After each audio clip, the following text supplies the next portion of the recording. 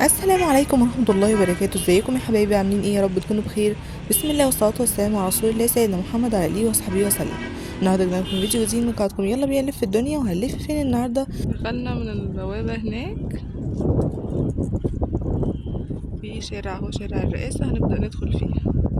وهنلف فين النهارده؟ باذن الله هناخد جوله زي ما شفنا في العنوان كده في المعموره. الشاطئ قد ايه ما شاء الله، اللهم بارك، جميله وراقيه وهاديه وبعيده عن ضوضاء المدينه. فيلل وشقق وشاليهات، حاجات كده حلوة ما شاء الله. بصوا تاني ارقام اهي.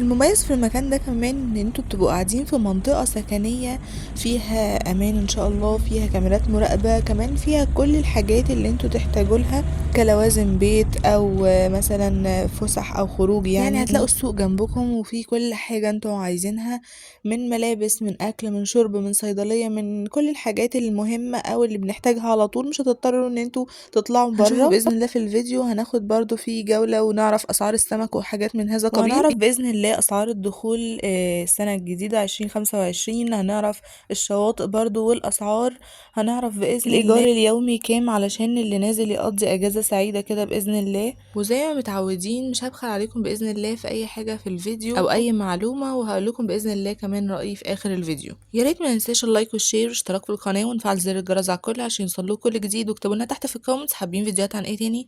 بس كده ويلا بينا نبدأ الفيديو بتاعنا.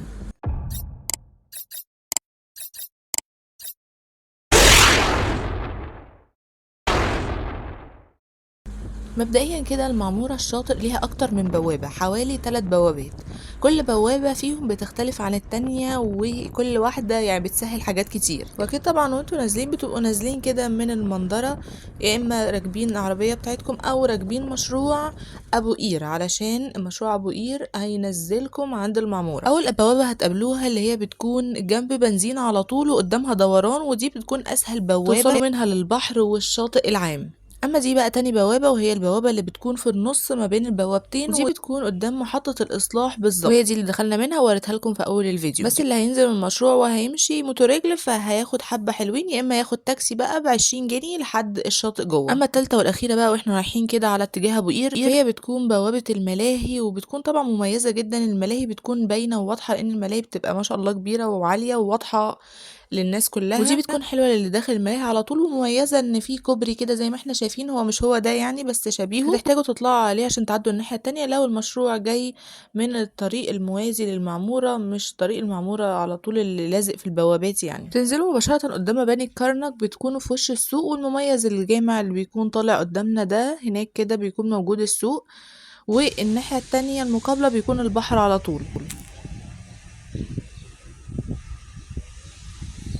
ننزل عند مجموعة الكرنك دي وبنمشي الشارع ده، بنبقى على البحر على طول. مكتب الشؤون الفندقية بقطاع المعمورة برضو موجود هنا. حاجة بنبدأ بيها بسم الله سندوتشات عشان نفطر، شوية فول وفلافل بقى على البحر. مش قادرة أوصف لكم حكاية لكم أن تتخيلوا.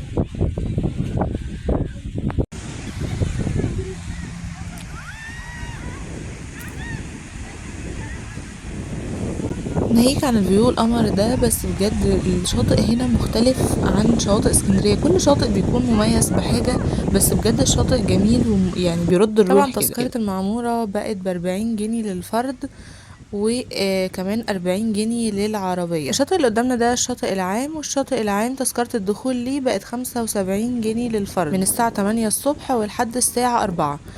اول ما تيجي الساعة 4 بتبدأ فترة تانية بتيكت جديد، او لو انتوا مش حابين تدفعوا تيكت ممكن تقعدوا بمشروب. يعني هي بتبقى زي كافيتيريا كده، فتقدروا ان انتوا تقعدوا بالمشروب، او تدفعوا تيكت جديد 75 ما تشربوش حاجة. كمان في تأجير عجل، تأجير بيتش باجي، جيت سكي، تأجير سكوتر، كل حاجة، بنانا بوت، اي جميع الالعاب المائية. كمان زي ما احنا شايفين برضو الشاطئ مجهز، وفي اللي هو الدش ده برضو بيكون موجود كده.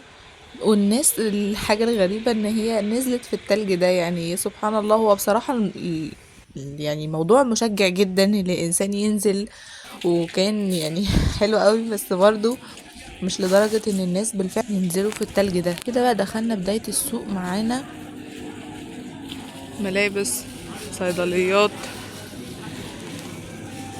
أحذية، سليبرات، برضو سوبر ماركت وفينو، برفيوم وألعاب، خضار وفاكهة.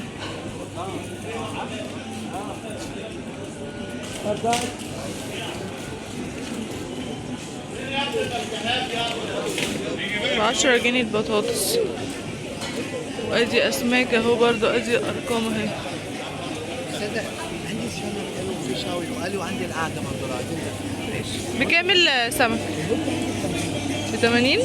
وفي شاوي احنا سمعت في لينا كذا فرع في اسكندريه. ما شاء الله. وعندي القعده برضه لو عايزين تقعدوا. ماشي. بكام الشاوي؟ الشاوي 10. شاوي. والبوري معلش بكام؟ 120 جنيه. 120. حلو. ما شاء الله.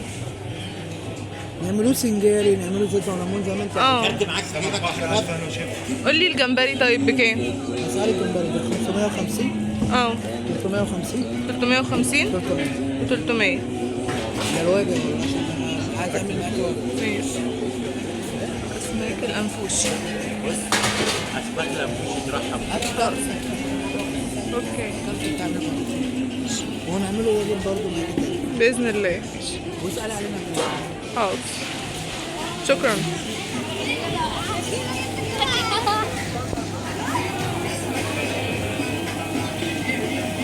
اهو العنوان اهو. اسعارهم حلوه يا جماعه، كنت فاكره الاقي الدنيا غاليه. وادي الفول والفلافل، ادي الملابس،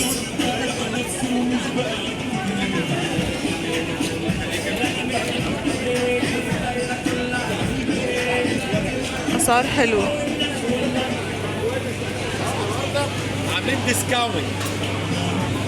استاذة في صالة لو تحبوا تقعدوا برضه حاجة جميلة مكيفة. كل دي تبع المحل. ما شاء الله. مش نظام قهوة زي اللي هناك. وسعر وسمكنا طازة وحية قصادك. بكام البولتي؟ البولتي عندنا ب 75 وعندنا ب 85. 75 و85. وده عامل كام؟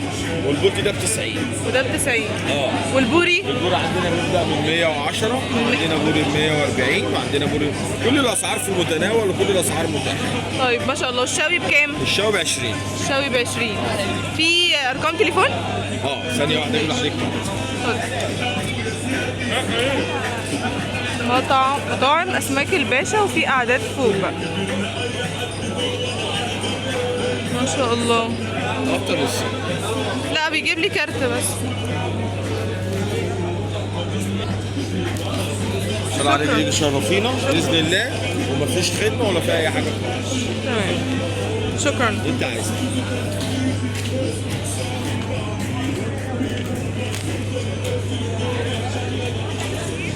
اسكت بقى. اوكي. الفول والفلافل طبعا مش محتاجين يعني، بس على الاسعار اللي عاوز باي حاجه ان شاء الله يلاقي. وفيه كمان العيش، يعني كل حاجه متوفره. اللهم بارك.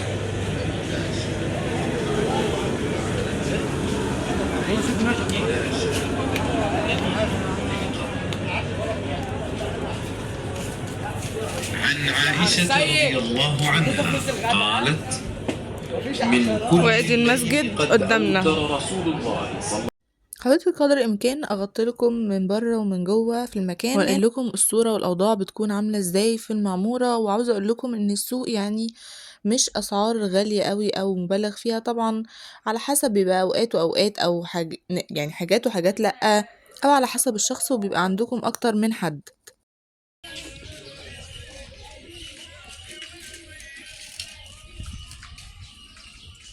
طول بقى انتوا ماشيين بتلاقوا برضو ارقام سماسرة، يعني مش محتاجين انتوا تكلموا حاجة، انتوا تيجوا بنفسكم وتشوفوا ايه الحاجة على الطبيعة، ولا حد بقى يقول لكم الفرش مش عارفة ايه ولا الكلام ده كله. اكيد اللي نازل يتفسح بيكون محتاج ان حاجته كلها تكون جنبه، ما يقعدش يطلع ويدخل من المعمورة.